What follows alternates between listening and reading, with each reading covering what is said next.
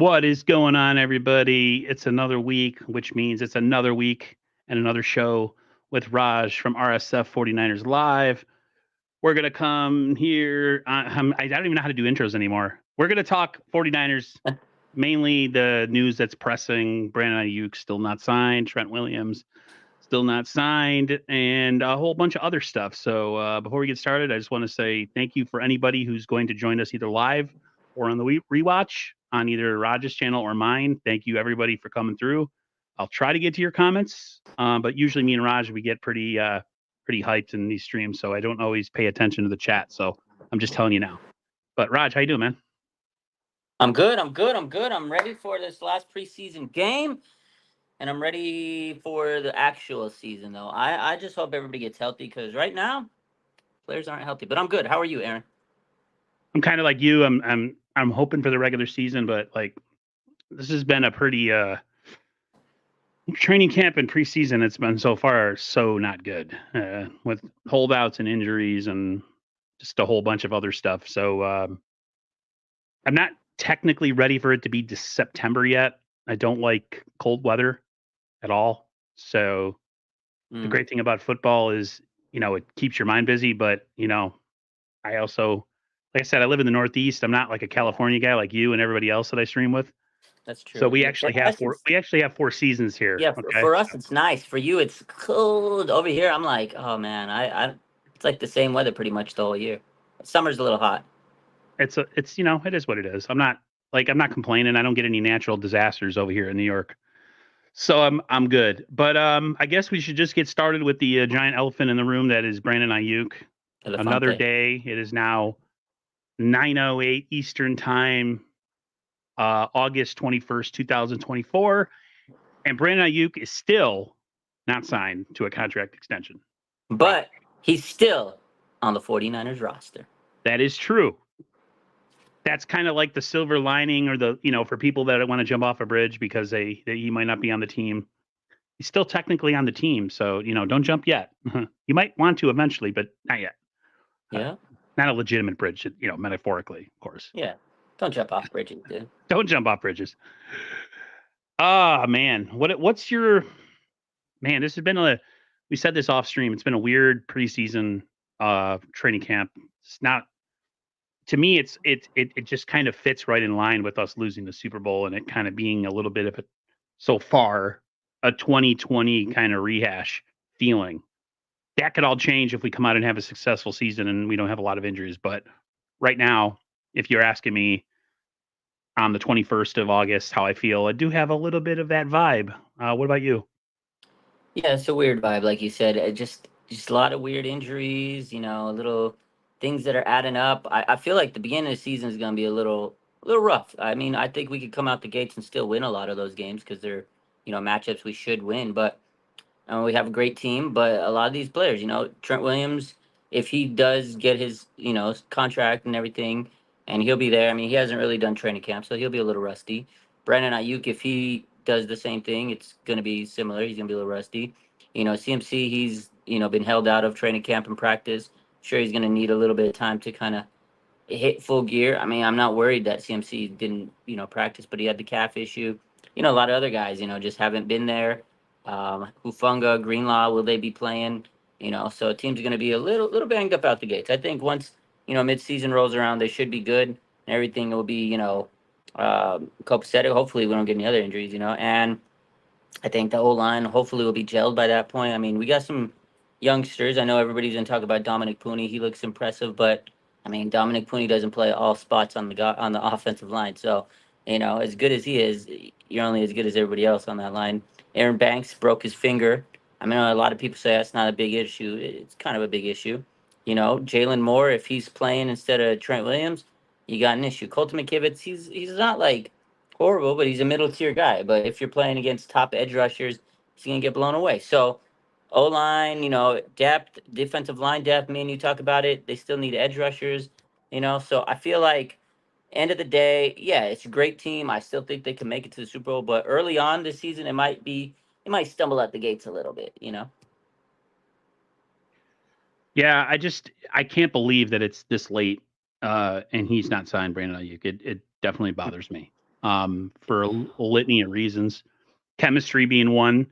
We all know how Debo looked when he came out the gate after his contract holdout. We all know how Bosa looked after he came out of his contract holdout. He did not play well in the first half. These always tend to lead to injuries. It's always like these weird holdouts. Guy holds out the whole offseason, and then he comes back, and then he gets his money, and then he hurts his hamstring, and he's out 8 weeks. And like it just has that feeling. And I don't believe in curses, and I don't believe in like things being connected. Like, oh, we lost the Super Bowl, so we're technically going to have a bad year this year. Like, I don't believe in any of that, but it definitely has a feeling of question marks. I mean, if you ask, there was the interview with oh my God, Julian Edelman, and he talked about how most teams wait till they win to make moves on contract extensions, and the Niners haven't won it yet. It's like, he said, like, get your money after you win, or like these guys are kind of doing the opposite. So I kind of I'm like in the middle with that. I believe guys should get paid because football's physical, and at any point you can lose your career and you're done. So if you can get generational wealth for you and people after you, I have no problem with that. I'm not a hater. People like, oh, they don't deserve the money. Hey, the sport produces billions of dollars, so pay the players. Absolutely. They're the main attraction. You can't hate on it. I mean, you can. I just refuse to. But I yeah, mean, the players are trying to get their bag, right? And they're trying to get as much as they can. I get it. I see both sides to business. I mean, you let it drag out at some point, like you gotta understand your value, but at the same time, the team also needs to understand the player's value. I mean, just being an employee, you know how it is trying to negotiate your contract. So when you're working, I mean, we're not making the same amount of money, but there's some type of, negotiation process that goes in with anybody that works. And, sometimes it gets a little irritating. Sometimes it gets a little frustrating. And then after everything's good, if you return to that same company, everything, bygones are bygones, everything, dust settles. But initially, there's a little awkward period. So I feel like it's similar situation. A lot more money, though. I don't think anybody on this team has any issues with Ayuk trying to get paid. Uh, for sure, I don't think that, and I don't think coaches have the issue. It's really the front office and the agent are the two that really Yeah. hate each other in this Yeah, process, because the absolutely. agent's trying to get paid not only for his guy, but he's also trying to get paid because the more that the player makes, the more the agent gets a cut, right? So everybody, it's everybody gets, they want everybody to eat, so to speak. And a franchise is always trying to undercut and pay the least amount for players because that's how you keep a what is the word when a business is above water? Afloat. You keep afloat. There's a word I'm looking for. That's how you maintain a profit. You know what I Oh mean? You're yeah, not yeah, yeah. You paying stay everything above to that. You're everybody. not in the red. Yeah, you're not in the red. Now, it's a good point. And you know what though? You're absolutely right. At the end of the day, like from what I know, like the front office, specifically Parag and the agent, like those two guys probably hate each other's guts. The rest, everybody else, when it's all done, they're gonna be happy that the agent and Parag got it figured out and say, okay, cool, we got our boy. Players love BA. Kyle loves BA. John Lynch loves BA. BA loves his agent. The team, front office loves Parag. It's all business, and when it's all cleared, hopefully it's cleared soon. Players are going to be happy that Brandon Ayuk's back. This has happened many, many, many times with the Niners, specifically in this John Lynch, Kyle Shanahan era. Like they get big contracts, they get a lot of good players, and that's the problem. Is it's a good problem to have. We have a lot of good players, and they got to get paid. Now I remember George Kittle. This was one of the first big contracts the Niners really had to negotiate with the Kyle Shanahan, John Lynch regime. And I remember that contract situation was pretty similar. Everybody always brings up Debo and Bosa. People forget about the Kittle situation. That contract situation was actually crazy. Remember, people were like, hashtag pay George Kittle, pay George Kittle. He wasn't getting paid. And his agent was intense. Like he was going to the extremes, going, no, I want to get this much for George Kittle. Like George Kittle put tight ends in the mark. Like he got, if it wasn't for George Kittle, they wouldn't be getting paid what they're getting paid. Like he really electrified this, his group. He does the tight end university. He does national tight end week. Like all these things. It's because Kittle and the groups of tight ends now they're close knit, but they're really pushing. They really push to make tight ends a very respectful position because they weren't, and they're built so different nowadays. These tight ends. So yeah, shout out to Kittle to really he kind of really set this in motion. But it was the same situation. The agent and the 49ers. I mean, it was disgusting. And then finally, everybody loves George Kittle, and everything's cool. We all love George Kittle. But if you guys remember, George Kittle's contract situation it was nasty. See, I don't remember that. I know that there was a little bit of pushback, but Hmm. I don't remember. Maybe I just wasn't as connected. Maybe I wasn't doing the YouTube thing at that point. Hmm.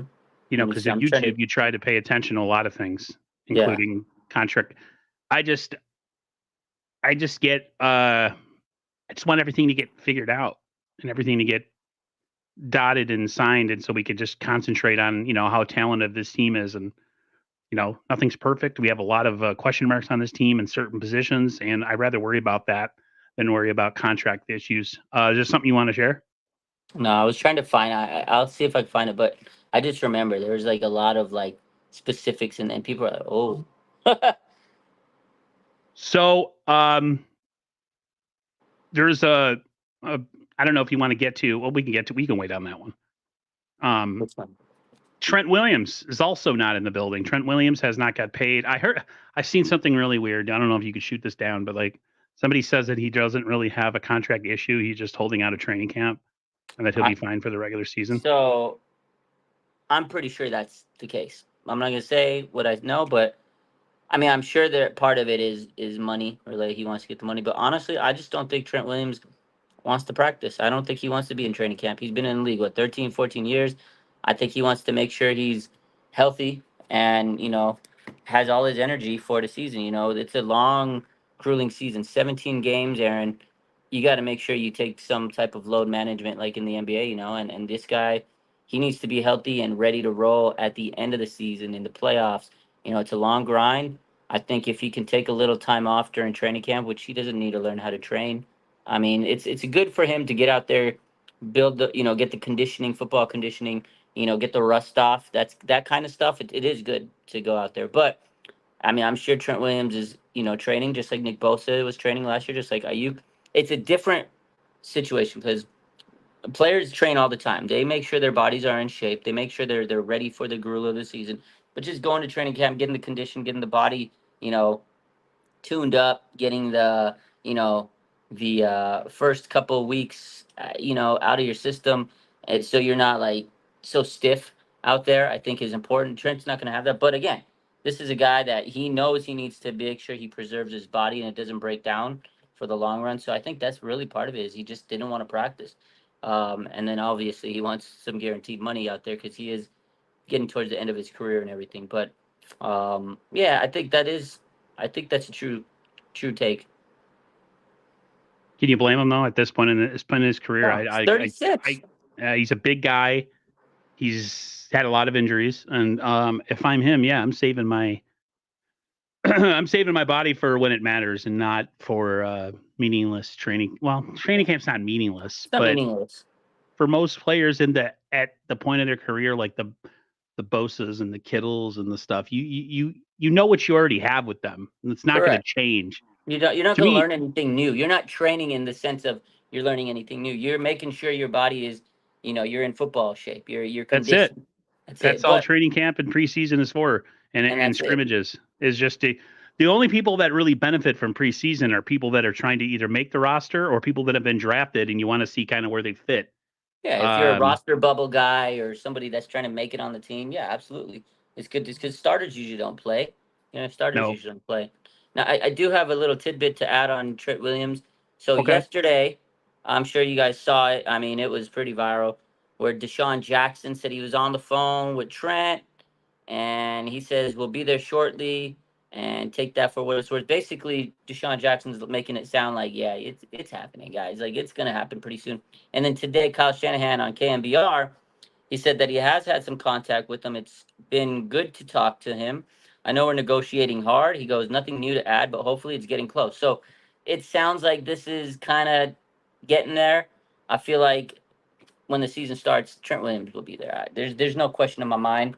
I think he's just making sure that he knows he doesn't need to practice right now. He gets I a don't lot of think days off in practice during the season. So I really think this is what it is. And I think the 49ers say, all right, this is how much fines you've racked up. We're going to pay that off, and then we're going to give you X amount of dollars when the season starts. And I think he says, all right, very demure, Kyle. I'm Let's very go. yeah. I'm less worried about him now when I heard not only you kind of say it just now, but like other people say like this is it's kind of a calculated move with Trent Williams. Mm. Let's talk about probably the dumbest thing that I seen last weekend after the preseason with Brock Purdy and his struggles. Suppose unbelievable, man. I hate people on social media sometimes. I love them and I hate them at the same time. Yeah. I know you were aware of all the QB controversy talk. Oh my God, this was crazy. Can People you people believe thought we have people 2 years think that worth? Josh Dobbs is QB1 now. Yeah, I'm not surprised because I know that a lot of 49er fans are very they're not educated. There's a good group of 49er fans that are not educated. They're emotional. They base all of their thoughts off on emotion and not facts or watching film or breaking down things. It's just what their emotions are. And the fact that you have people out there tweeting who are supposed Niner fans that see when you don't have Brock Purdy with all of his weapons, he's not any good. See, that's what happened last year with Trey Lance. Trey Lance got a raw deal, and then the Trey Lance conversation started all over again, which is it's hard to deal with sometimes. It's like are people like goading each other on social media?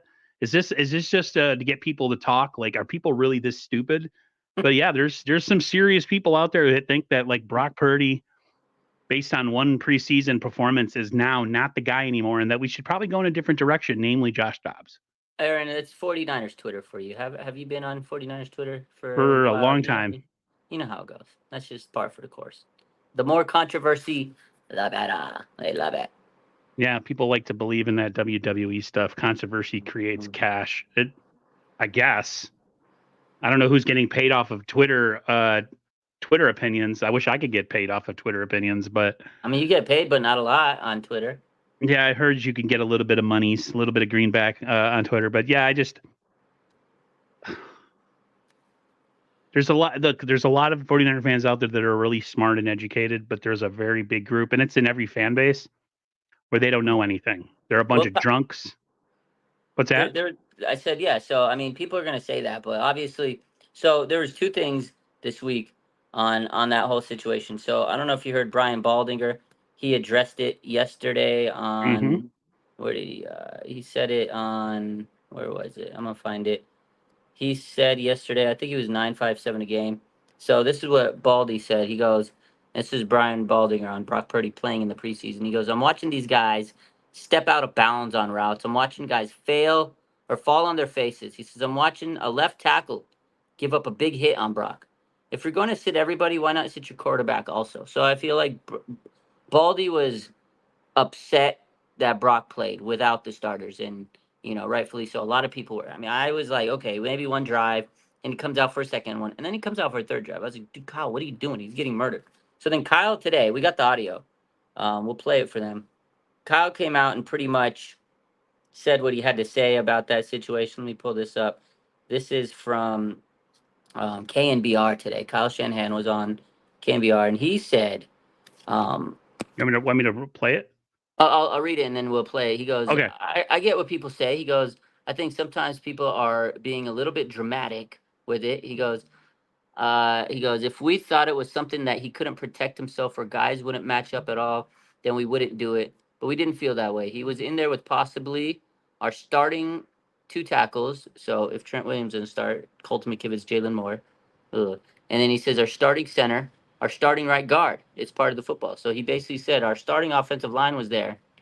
That doesn't really give me too much confidence if he said that, yeah, our starting offensive line was there and he was getting cooked up. Basically, he's saying the offensive line sucks in a way. Although, you got to give Pooney his credit. Pooney's been cooking. But, no Aaron Banks, broken finger. That's a huge thing.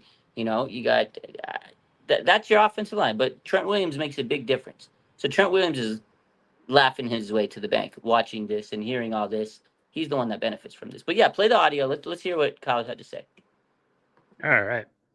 The goal is to play our starters. I always tell them to be ready to play a whole half.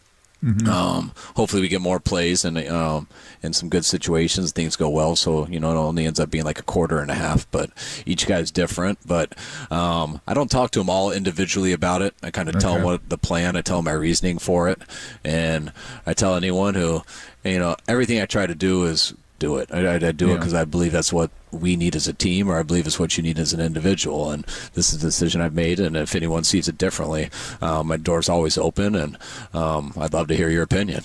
But I'm doing this for a reason, and so that's usually how I roll with it. And not many guys disagree, but some guys can sometimes make good points, and we just deal with that when it happens. So real quick, I want to go back to last week, because I know I'm not going to point out specific people, but a lot of people thought it was quote-unquote crazy to play Brock behind that offensive line without having your number one offensive line in here, that you risk getting him hurt. I don't buy it, but how do you respond to it? I might get what people say, but I think sometimes people are just trying to be a little bit dramatic with it. If we obviously thought it was something that he couldn't protect himself or the guys couldn't match up at all, then we wouldn't do it at all. But we didn't feel that way. We liked the reps that Brock got. He was excited to play. He was in there with possibly our two starting tackles, our starting center, our starting right guard, and Banks was down. So Banks ended up breaking his pinky the day before, and if Banks did, Zakel would have been up. So that could just easily be our opening day O-line. So that's part of football, and they're guys that are NFL players, and so I didn't see it as anything wrong with the offensive line, and I actually thought the offensive line matched up pretty well and did a pretty good job in that game.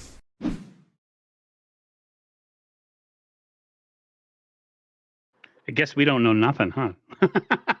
I guess so. It's part of football. But who is he pointing at? Somebody make a big YouTube video after the game and have their nose really close to the camera and be like, 49ers have a really bad offensive line. I wonder if that was the case. I don't know. Well, a lot of people did, but it was, remember we just read before we went to that, we talked about Brian Baldinger, who said that's ridiculous. Like, I'm not going to sit here and say that's who he's talking to, but he was one of the critics that said you shouldn't play Brock Purdy behind the O-line.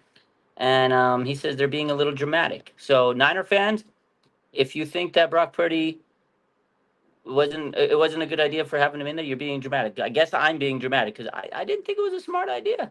Me and Larry Krueger last night were talking. I said I didn't think it was a good idea. Maybe he's talking. Maybe Kyle's talking to me. I think it's just political talk. I think Kyle's getting in front of it, and that's what teams do. Smart teams with smart coaches that have good players and good organizations, they just get in front of stuff. I don't think people always believe what they say, but you're not going to go to the media and be like, yeah, it was a really bad decision. Those guys played really bad, and I regret putting the quarterback out there in that situation. Like, you're never going to hear that, ever. Yeah. Because if that's the case, then the owner needs to take a look at the guy that they hired and be like, oh, if you knew it was the case, why'd you do it? So even if he doesn't believe it, he's not going to come out and say it. I thought the offensive line play was poor, and I thought Brock Purdy had no business being out there, especially like you said. There's clips where got guys faulting Trent Taylor. Trent Taylor's a bad receiver, man. I don't know what people see in him. I know he's Kittle's boy, and that's pretty much why he's on this team. That's why he sucks. Danny Gray has to double catch a ball, and you got Ronnie Bell. I mean, guys that nobody was open on those plays. Yeah. And then you got people being like, well, Josh Dobbs had the same guys. Well, Josh Dobbs practices with all those guys. Yeah, but also Josh Dobbs was going against, he wasn't playing against first unit. Yeah, there was the starting defense out there. Yeah. Saints defense is actually good. Chase Young was playing like I wish he played with the Niners. I mean, holy crap, of course, it doesn't matter now, and it's a preseason, and he's going to play. Yeah, we could have used that in the Super Bowl, homie. Yeah, Come on, bro. He's the revenge game for him. You know what? So, speaking of all those receivers, Aaron, that's a great point that you brought up, because this brings me to my next topic about Brandon Ayuk. So, Kyle Shanahan, obviously, we talked about, what he said. He didn't really give us an update on KNBR because there wasn't an update. But he did say this tonight on Brandon Ayuk. They asked him, what's the contingency plan if Brandon Ayuk isn't able to play week 1? So this is what he said. Kyle Shanahan says, that's what we got everyone competing for right now. Basically, this is what the offseason's been about, preseason, all that. He goes, we have Juwan Jennings, who's done a lot of good stuff for us over the years. We all love Juwan Jennings. He's a dog.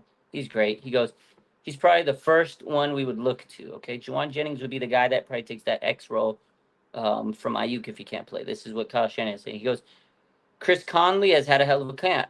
Then we got these rookies who are all pushing. So it sounds like Jennings, Conley, and then rookies Cowing. Oh, we haven't seen Persall because of the shoulder injury, and then all the other youngsters that you mentioned. Ronnie Bell, this and that. Like I get it. I know Kyle's trying to be positive and optimistic and say these guys can handle it.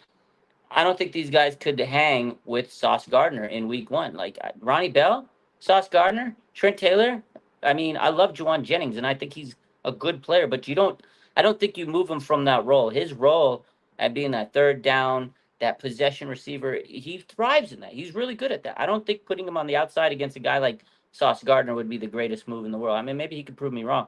And then a guy like Jacob Cowling, rookie, welcome to the NFL, going up against Sauce Gardner, man.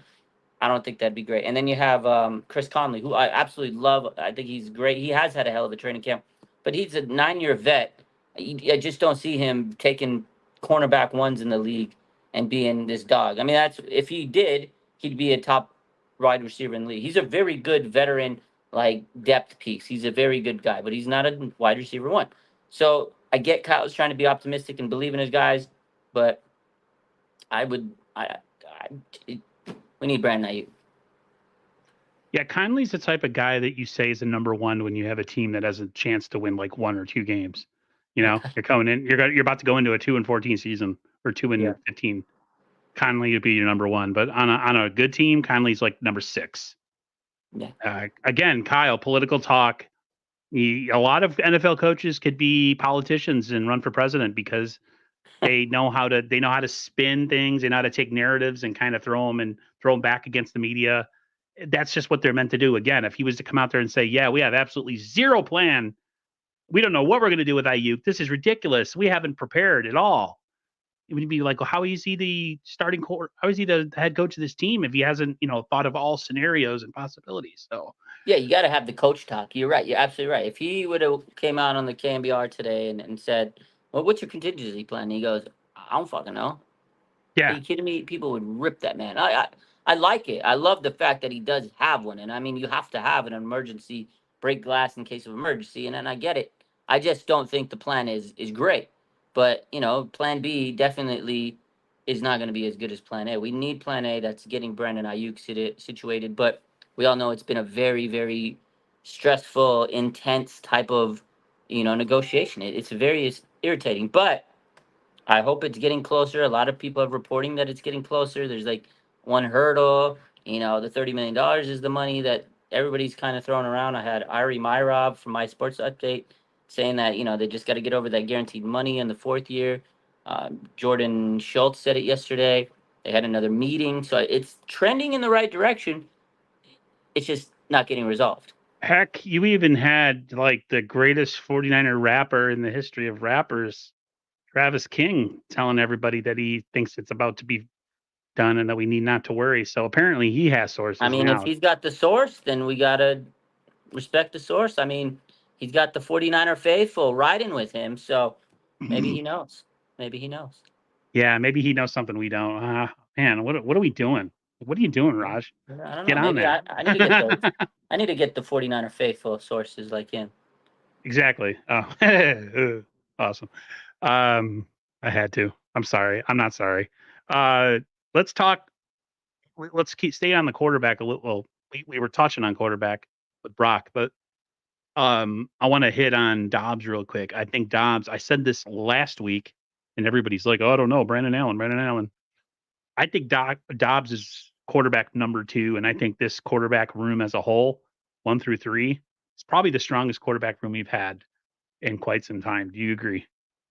Yeah, I'd say so. I'd say I agree. I think that Josh Dobbs is going to be our QB2, right? Based on the last game. Before this last game against the Saints, I still thought Brandon Allen was ahead of him. It was like close. I think Josh Dobbs pulled away a little bit. But Friday night, Aaron, in Las Vegas, for all the marbles, QB2 will be determined. To me, that's what this game is all about. Who's going to be your quarterback 2 behind Brock Purdy?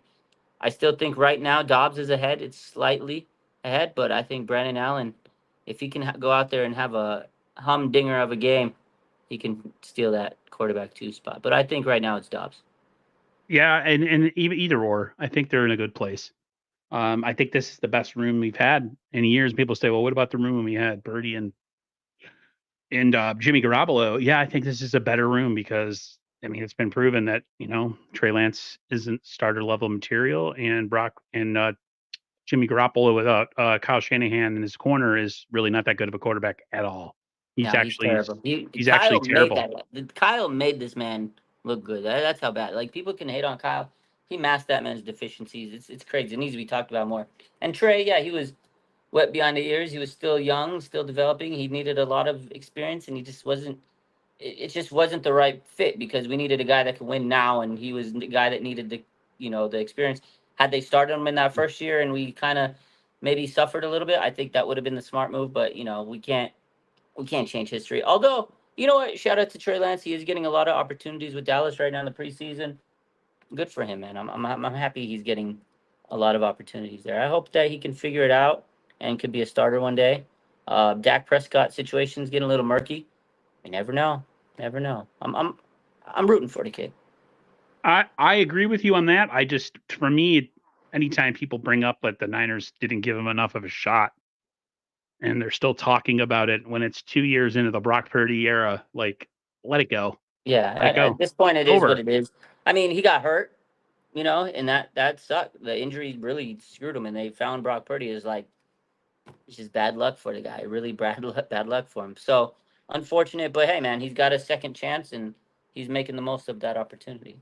But yeah, I mean, honestly, I'm gonna say this: Josh Dobbs. I know it's preseason, but he kind of looked like what everybody wanted Trey Lance to look like on the 49ers. Even wears the Maybe same number. Well, I know it's kind of crazy. It was so funny when me and Rohan were in training camp. He was there all the time, and the first day we get there, he looks out. He goes, "I had to do a double take. I thought that was Trey Lance for a minute." I was like, "That's funny, dude." He does. If you blink and blur your eyes a little bit, look really quick, it does.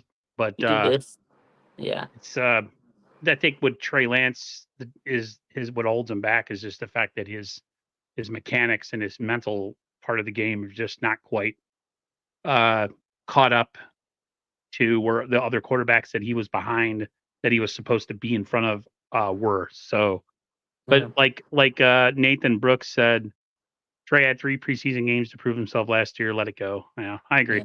Yeah, It's over with. Yeah. No. So I want to talk about wide receiver. I want to talk about one that we don't know what the hell's going on with them. I actually have a clip I want to play regarding the shoulder injury that we have with Ricky Pearsall, the guy who was never hurt in college. And then I want to talk about Jacob Cowing real quick. So I'm going to put it up on the screen. We're stuck in wide receiver hell.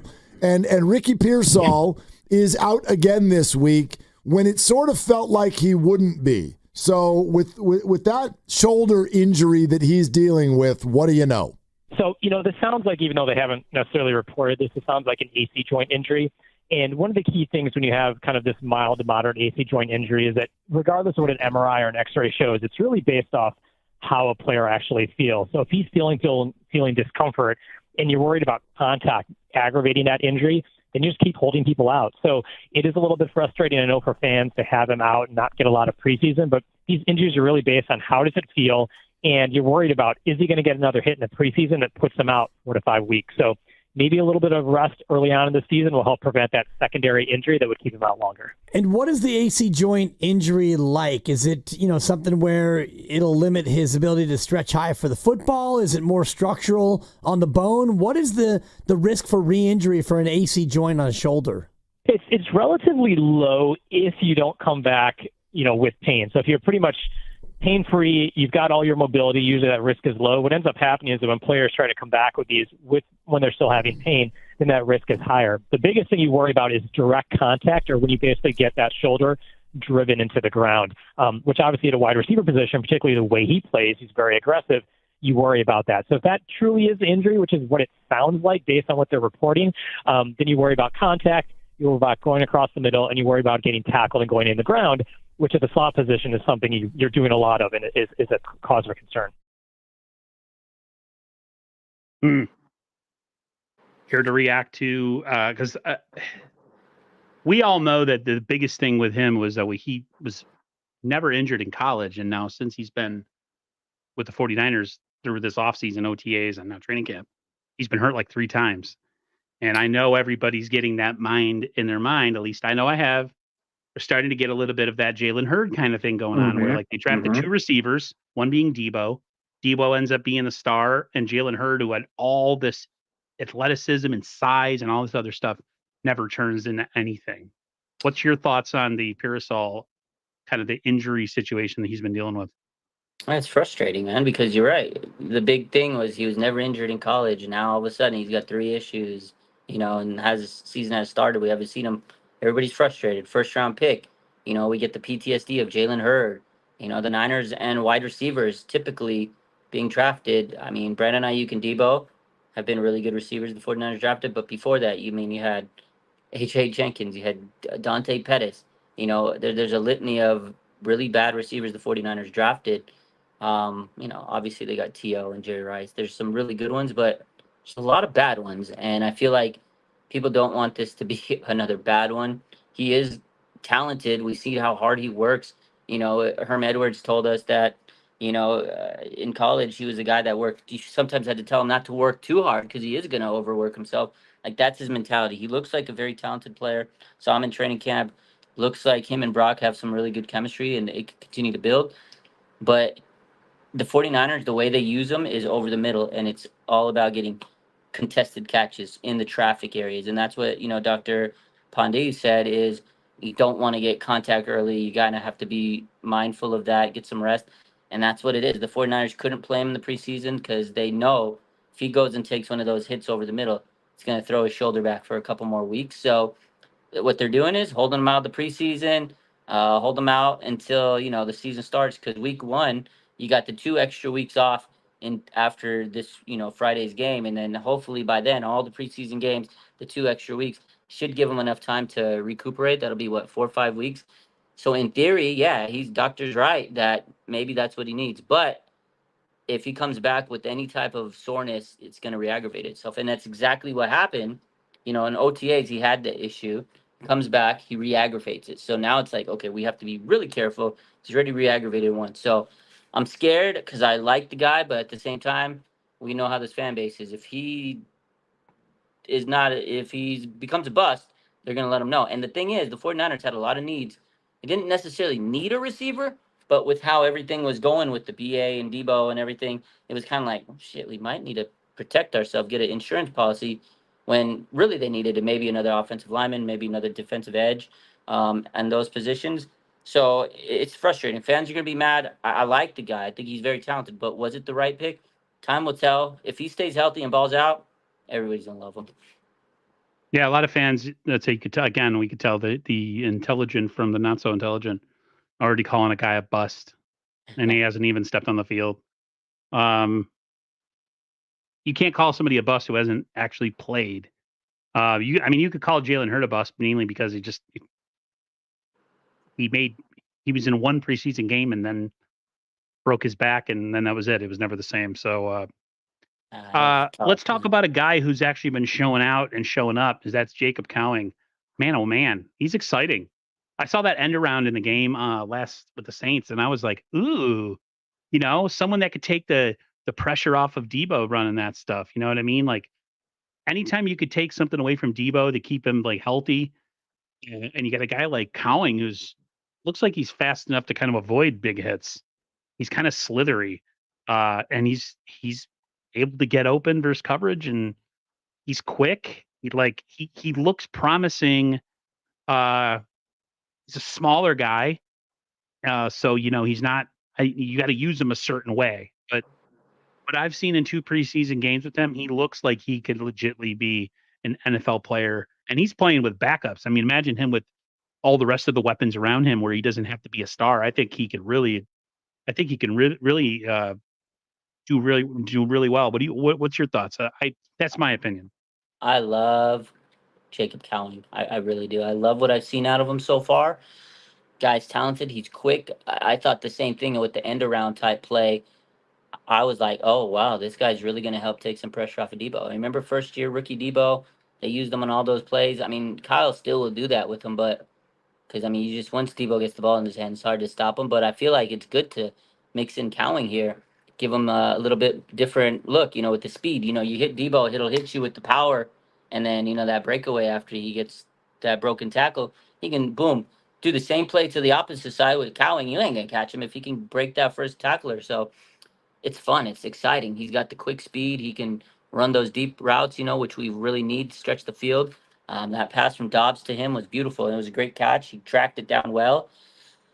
Definitely exciting. I mean, thank you. I mean, he looks very, very intriguing. He reminds me of what Tank Dell was looking like last year with the Houston Texans. Like he kind of reminds me of that. He's speedy. He can run in the slot. He can run on the outside. He could do a little bit of everything. Good He looks route runner. polished. He He's looks very really polished. polished. I like him. He played, several years at Arizona. And guy's a really good player. So I'm intrigued. Honestly, this whole rookie class has been so good, man. I mean, I know it's preseason, but this could be one of the all-time drafts if they all continue to play the way they've been playing in training camp and the preseason. I mean, it's all really up to Ricky Yeah. Pearsall to come out and do his Even thing. guys like But Tatum Bethune have shown out leading the team in tackles, twice, guys, 2 games. tackle machine. Yep. We've seen Renardo Green Dog today. It sounds like he's going to be a star. I mean, he's a second round pick, so it's not surprising that he's going to be a star. But God, he's good, man. And then Malik Mustafa, guys looking good, and with Hufunga coming off the ACL, they can be very careful with him and say, hey, Malik Mustafa might be able to start early on, get some good experience. Pooney, I mean, that guy's a gem. You saw the Baldy breakdown on him, unbelievable. And then you had Kingston, the other guard or the other offensive lineman. He's actually looking good too. Yeah. And then who else did they draft?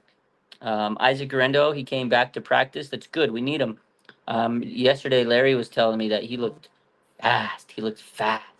So The wide receiver core to me is interesting because they're all different types of guys.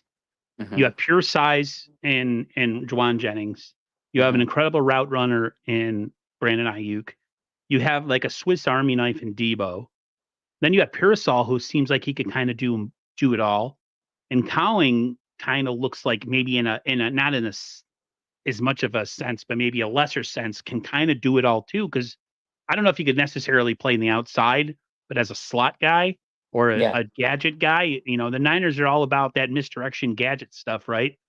You kind of know who's getting it when they do it. So the fact that they have multiple players now, that's why I'm praying that Pearsall can just get through this like bump of preseason injuries. This can, and then you add like Conley on top of it. This can, on paper, be one of the deepest wide receiver rooms this Niners franchise has ever had. We had Rice, Owens, and JJ Stokes at one point on the same team, right? We had Jerry Rice, John Taylor, Mike Wilson, Mike Sherrard. Somebody said he needs to change his number, Colin, because he's got Sanjay Beach's old number from 1992. Sanjay Beach. I know. Bash knows who Sanjay Beach is. That's my guy, Sanjay Beach. I love him, dude. I remember because there was a 49ers game highlight thing, and it was like, if Jerry Rice can't blah blah, Sanjay Beach's reach will get you. And I was just like, oh, and I never forgot his name after that. Sanjay Beach. Though, and the 49ers also had Jerry Rice and T.O. on the same team before. Yeah. They got a guy. I mean, Cowing could definitely be a very intriguing player because of the fact, like you said, they got all these weapons. You're going to forget about Cowing. And if he can hit you with one of those end arounds or, like I said, in the slot, kind of like the Tank Dell type player, dangerous. Just let him go. Run that deep route, and people forget about him. And if Brock goes through his progressions, he's like, holy crap, Jacob Cowing just dusted him. I got to throw this deep. So it's nice.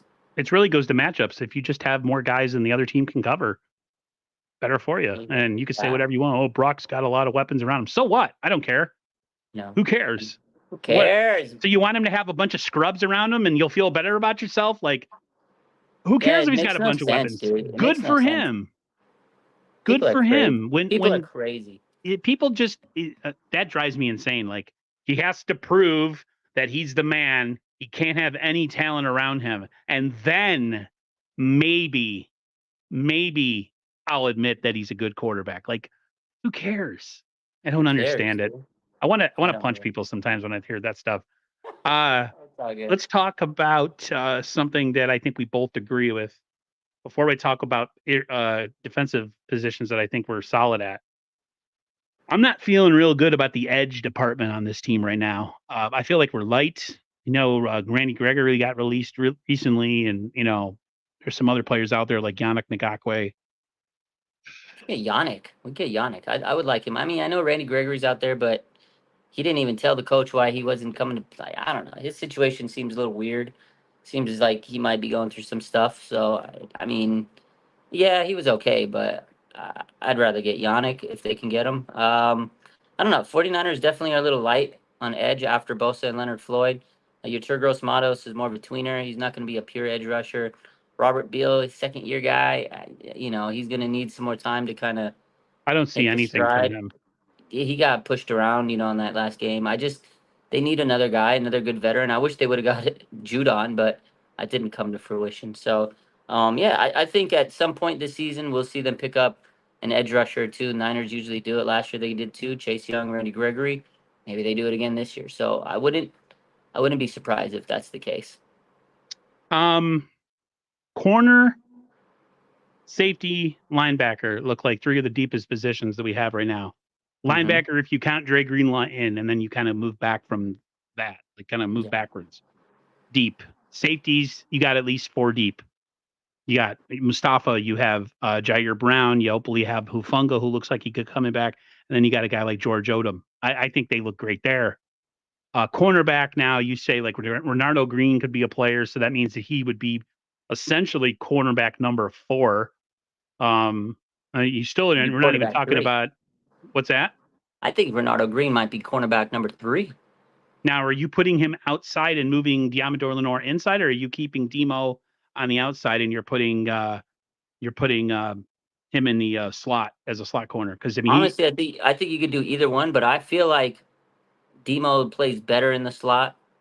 So then you would put Green on the outside, you put Demo in the slot, but you also leave it up to matchups. If Demo feels like he matches up better against somebody, he can play outside, and then Green can match up in the slot. This is the thing about this guy. He's a dog, man. 2nd round pick. People think, oh my God, he's a rookie. He's not just an average rookie. He is going to be a very good cornerback in this league. Like, he might become in a year or two top 5 cornerback. I know I'm crazy. Some people might think so, but this guy is very good. Watched his film for Florida State. I was sitting there, after draft, and I've watched it numerous times. The guy is really good, and seeing him up close and personal in training camp, and then you saw the preseason games. He's been around the ball a lot. It's good, man. He can play inside, outside, but I think they'd probably play Demo maybe more in the slot, just because I feel like he's really good in the slot, and it's a tough position, and Demo excels there. But all at the same time, it's a contract year for Demo. So if he wants to get his bag, he needs to play on the outside. So keep an eye on that situation. Yeah, the Niners would actually hope he would play inside because then they could pay him less. And you pay him less, yeah. Pay him way like less. They did with Jimmy Ward. So I mean, if the Niners, if he's a smart businessman, he'll say no. I'm going to stay outside, but. I don't know. Some guys are just weird. They're all about team and they worry about their paycheck after. So, I mean, that's always a good thing to have someone like that.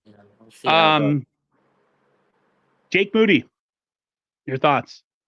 That dude, something's up with him. I don't know what's wrong with him. I don't know. He goes through these moments. Like, and I said it last year, I think they honestly put a lot of pressure on this man when they drafted him early. Like, it's just always going to be a stigma. I said it last year when he was a rookie, and it's just going to, travel with him. Like, there's times where you're like, he makes the kick. It's routine. And then there's times where you're like, honestly, Jake Moody's a roller coaster, and it's just what you have to accept with him. I think he's a good kicker. He can knock him down, but I just don't think that it was warranted to draft him that early in last year. I mean, is he that good where you had to get him in that round? I mean, they seem to think so. Their reaction when they drafted him was like, "Oh my God, we got the second coming of Adam Vinatieri or something." It's just like, geez, dude. It was wild, dude. I mean, I feel like any kicker who gets drafted high always has problems. It's always the guy back end of roster guys. Pressure. It's pressure. The only guy I could remember that was like drafted high that probably lived up to it, dude, Sebastian Janikowski. That guy Janikowski, kicked yep. for years. He was what, first round? I was like, what do you do, a kicker in the first round? The fuck? But he was good. Yeah, he was real good. John Feliciano is hurt, and they said he'll start the season on IR. I personally, in a video game world, would love to see him as center over Jake Brendel. I don't trust Jake Brendel. I'd rather have a guy like Feliciano, and now it looks like he's going to be hurt going into the season. Yeah, those knees are cooked. 10-year veteran. When I saw that during the offseason or training camp, he was dealing with knee issues, and I was like, nah, I was not thrilled when I heard that. And then I honestly was not surprised when they announced he's getting knee surgery. I was like, yeah, that knee's probably cooked, bro. They said mid-season. I wouldn't be surprised if he misses more than mid-season. I don't know, man. He's a 10-year vet with knee issues. Well, what kind Just of had knee surgery. issues? Is it just a cleanup?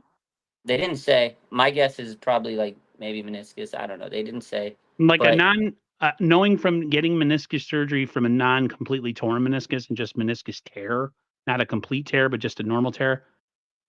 I mean, it's not a super long recovery period.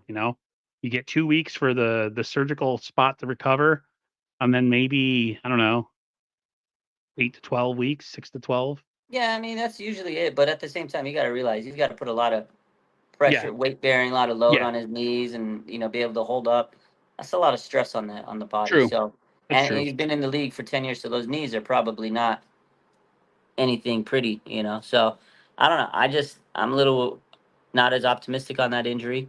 I like Feliciano, but these linemen, these younger guys, really got to step up, man. I'm glad Burford's back to individual drills. That'll be helpful. Hopefully, Banks can be ready to roll when the season starts. I know people are like, oh, it's just a pinky, oh, it's just a broken hand. It's kind of important when you're a lineman. You got to get the grapple right. You got to get the grip right. You got to be able to get your hands in the right position. And broken hand, broken pinky could affect you a little bit.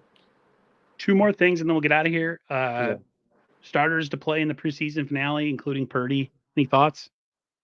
Get them in, get them out. Don't waste your time with them.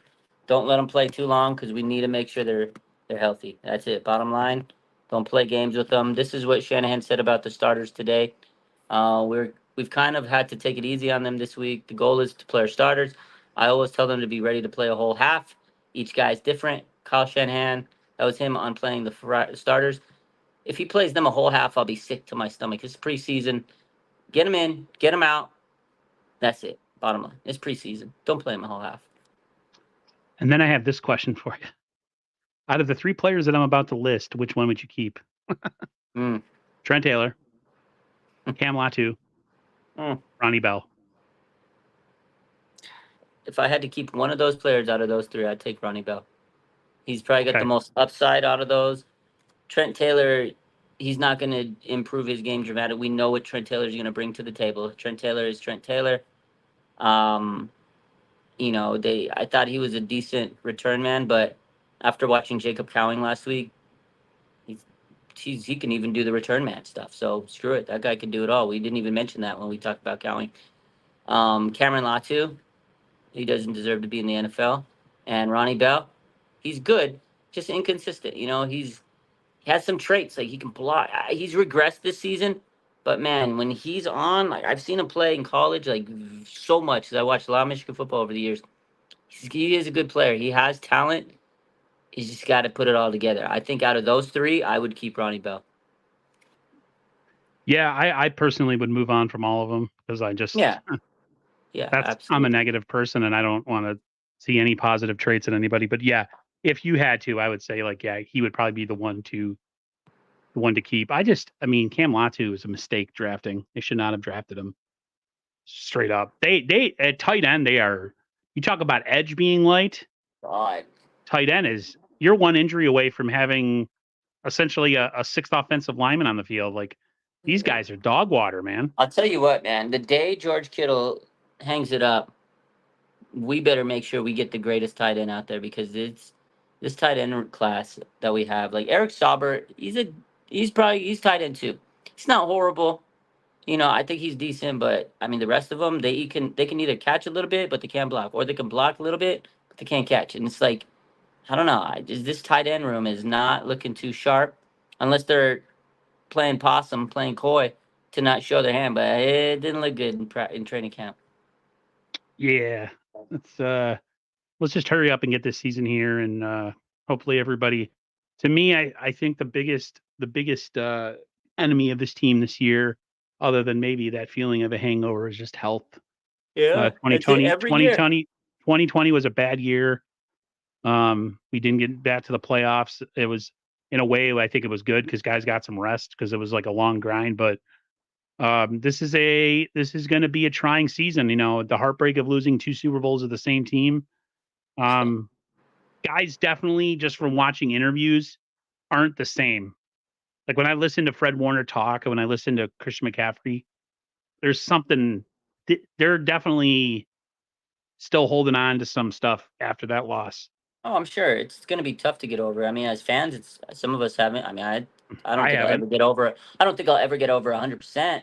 But honestly, like, I feel I could understand the players are still like torn about it. But you got to move on, and I think they've done a good enough job. But they'll still always have that in the back of their mind, like, what if, what if, what if? We always ask, what is the biggest what if? Like, this is one of the big what ifs in the 49ers. There's so many great memories, but then there's always so many memories that are like, it could have been an even better memory had they done this, that, the other. So, of course, players are probably still a little irritated. We still got the drama this offseason that we had. That doesn't help. So, a lot of factors have gone into this, offseason, making kind of dramatic, a little trying. I think we're all excited once the season comes. Band-Aid can be peeled off and we'll all be like excited. Week 1, I think we're all gonna be hyped. But yeah, health is always wealth. We got to make sure this team stays healthy. Every year we say the same thing because if we're healthy, we can go far. We know how good this team is. They've built a really strong team, and last year they were healthy for the most part and went almost all the way. And that's what happens. The year they weren't healthy, I mean, they fell apart. Every other year, they've gotten close. They've gotten close. We all want them to get over that hump, man, and it's frustrating when they don't. But here's to another good new season, and here's to them hopefully lifting that sixth Lombardi. All it takes is one win, man. Like all these losses that we've experienced, none of us fans will care if they get that next Lombardi. We'll all be like, who cares? We could have had this many. No, but we got this one. Like it doesn't really matter. Yeah, So you can't at that point you can't sit there. Oh, we should have 8. No, once you get 6, we got 6, baby. aren't the But we, Niners? Aren't they the leader in a conference championship game appearances all time, like franchise wise? yeah, You sir. imagine if they would have cashed in on all those, they would have been like I the know Lakers. we've had some bad luck here and there, but end of the day, this is a good team. But again, the other issue is how long can this team continue to go back? We talked about Kittle and Debo, and a lot of these guys are getting older. Trent Williams, they're going to be gone at some point. I know we have good young players, we have really good depth, but will they be able to take that leap to? Like, you can't just replace Kittle. Who's going to replace Trent Williams? Who's going to replace Debo? Like, who's going to replace Fred Warner? Although I think the linebackers, they have a lot of good linebackers that can step in.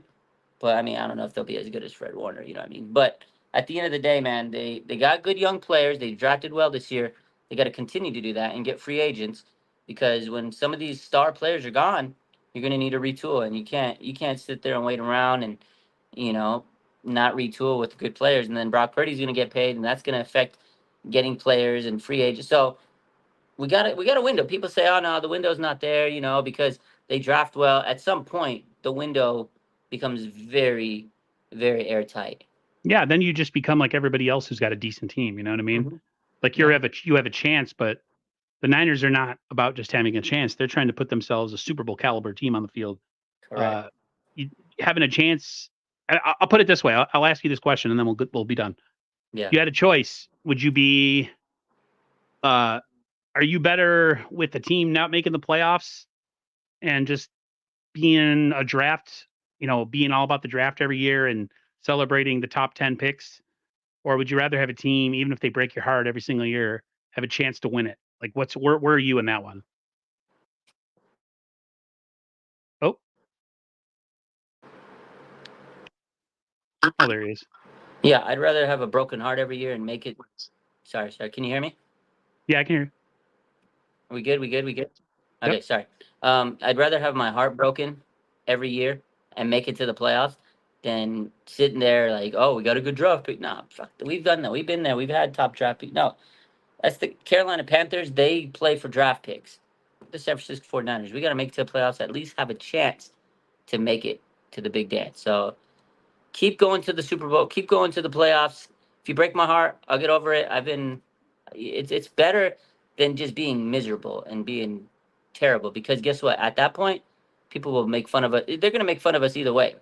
I'd rather be made fun of and make it far and make it to the playoffs than get talked about. You guys are just terrible. You can't even make playoffs. This, that, Team the other. sucks. Yeah, I don't want to even go through that. I've been through that before, and it was horrible. It was bad. I mean, people were like, your team's dog water, maybe next year. John V says no better veterans to learn from the culture from regardless of our aging talent. And then he says, we are a prime organization. The culture is here is well known. It's going to be just fine. It's exactly how I believe, exactly how I feel. Everybody, have a great rest of your evening. We'll see you next week, hopefully with some better news. Sure, Raj Next will be week, updating hopefully you. we have some BA news and some Trent, and we can say 49 faithful ride with me. Let's go, Niners! Yeah. Bye, everybody. Later. I can't